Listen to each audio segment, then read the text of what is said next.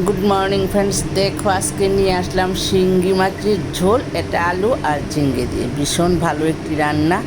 এটা আমরা সবাই খেতে পারি, সুস্থ অসুস্থ হলে সবার জন্য এটা প্রিয় খাবার।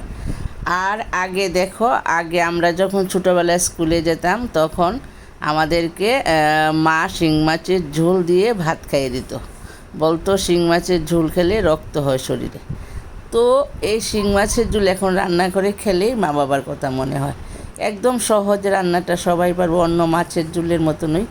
তাই আর বিবরণটা দিচ্ছি না। মাছটা তো কেটে এই কাটতেই ভীষণ ঝামেলা, কারণ একদম কাটা ফুটিয়ে দেয় এগুলি। যাই হোক, ঝিঙ্গে টিঙ্গে সব কিছু ভেজে মাছটাকে ভেজে নিলাম। তারপরে দেখো তেজপাতা ফোড়নে, তারপরে একটু পেঁয়াজও দিয়েছি কুচিয়ে, আবার একটু পেঁয়াজ দিয়েছি বেটে। বেটে মিন্স কাটার দিয়ে কেটে।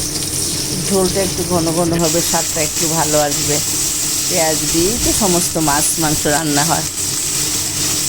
এইভাবে দেখো ঝোলটা রান্না করেছি। আর পরে আজকে সেই ছোটোবেলার মায়ের হাতের রান্না আজকে করলাম। মা এইরকমভাবে রান্না করতো, করে আমাদেরকে খাইয়ে দিত। আর শিং মাছের ঝোল, আমরা তো ছোটোবেলায় কাটা কম, একটা মাত্র কাটা থাকতো, তো তাই এই মাছটা খেতেও ভীষণ ভালোবাসতাম।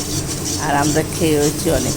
এটা আশা করি তোমরা সবাই খাও। এটা একটা খুব ভালো, বিশেষ করে অসুস্থ হলে, পেটে প্রবলেম, জ্বর থেকে উঠলে, এই ধরনের রোগ টুগ হলে ডাক্তাররা বেশিরভাগ শিং মাছটাই দেয় খাওয়ার জন্য পথ্য হিসাবে। শিং মাছের ঝোল, পুরান চালের ভাত, এইগুলিই দেয়। তো আজকে সেই মাছের ঝোলটা রান্না করে তোমাদের সঙ্গে শেয়ার করলাম। কেমন হয়েছে বন্ধুরা অবশ্যই একটা কমেন্ট করে জানিও। আর তোমরাও এরকমভাবে করে তো অবশ্যই খাও, আর না খেলেও খেতে পারো। ঝিঙ্গে দিলে খুব ভালো হয়, একদম কচি ঝিঙ্গে আর আলু দিয়ে তেজপাতার ঝোলটা অত্যন্ত স্বাদ।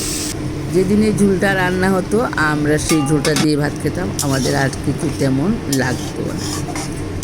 তোমরাও সেভাবে খাও। আর আজকে আর কি বলবো বন্ধুরা, যদি ভালো লাগে তাহলে একটা লাইক, একটা সাবস্ক্রাইব দিও আমাকে। আর তোমাদের চ্যানেল যাদের আছে তারা আমার এখানে একটা কমেন্ট করো।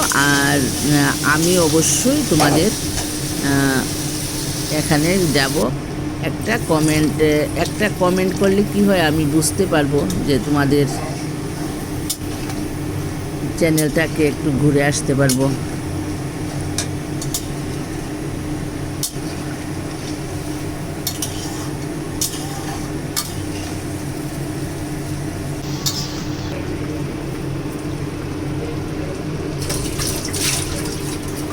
আশা করি বন্ধুরা ভালো লাগবে, কারণ এক দেখো ঝোলটা একদম পাতলা হয়েছে। আর এই মাছের ঝোলটা বিশেষ করে একটু পাতলা হলেই ভালো হয়।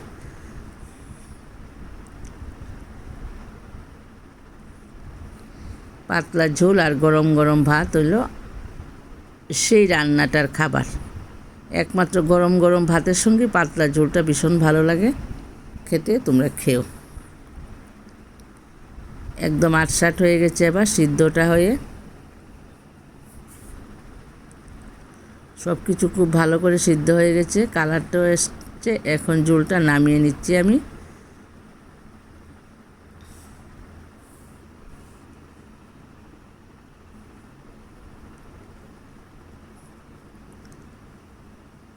কেমন লাগলো বন্ধুরা? বাই।